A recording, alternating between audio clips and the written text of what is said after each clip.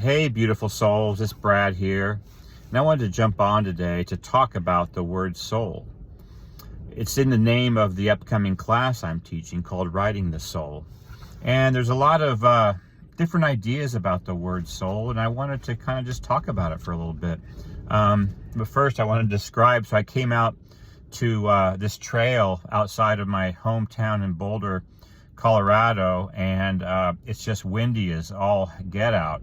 And the car is shaking, and Tommy, who you can see behind me here, and I got out to take a walk, an evening walk, and it's just screaming. So it's been screaming all day. So if you see the car vibrating, that's what's going on. And if you see Tommy looking out the window, it's because he's watching all these tumbleweeds flying by. So, but the word soul, let's talk about it for a minute. You know, I think a lot of us got that word told to us or talked at us to in our younger years, you know, depending on what tradition, what religious tradition you grew up in, or even if you didn't. You know, the talk was that soul was a thing, you know, it was a thing inside you that, and that, you know, we often learn that when you die, it you know, leaves our body and goes to heaven or returns to the universe or whatever the story is that you learned as a child. And, you know, and those are beautiful stories, and they may be true, you know, I don't know. But there's also a way to think about that word that's not quite so literal. And maybe it's a both and, or maybe it's just another way of viewing it that holds maybe a broader view of that word. And one way I think of it is just the word essence.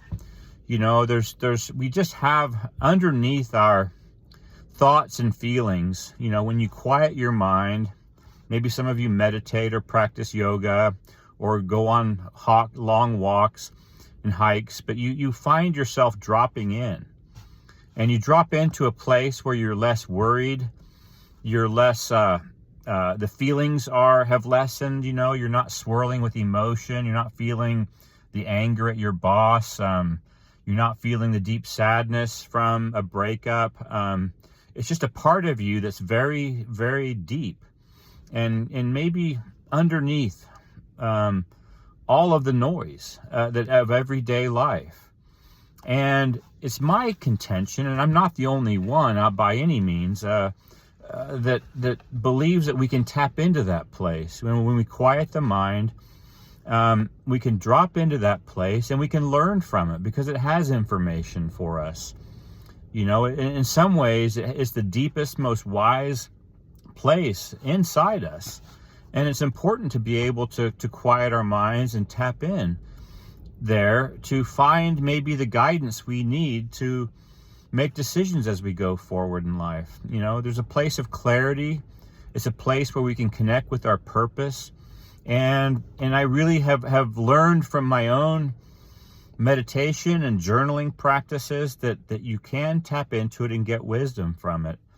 You know, one of the things I've done for a long time is sort of write letters to myself from my soul, and I drop in and I find information there that, you know, I couldn't have gotten from thinking and from processing, or even from just plain journaling, you know, about my life, the details of my life.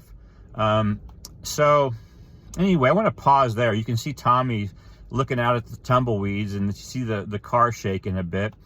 I wanted to just talk about that word, and I'll be hopping on here in coming days and weeks to talk more about my upcoming class, Writing the Soul.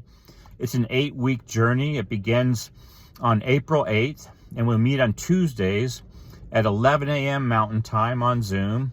And I've got 6 amazing co-teachers coming from various walks of life.